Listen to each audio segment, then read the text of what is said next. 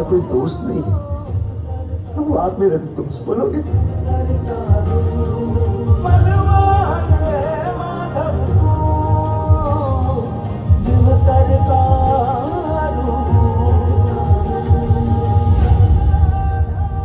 और आपको पता है कृष्ण भगवान ने अपने भक्त नरसिंह मेहता के लिए 52 बार यहाँ काम किए।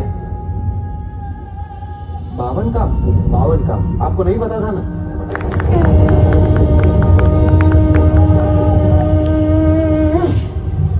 શંખનાદ ન હોય એવું બને નહીં.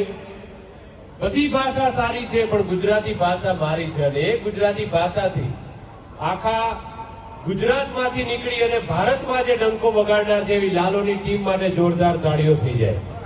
જય દ્વારકાધીશ. થેન્ક યુ નમોત્સવ સમિતિ સંસ્કારધામ.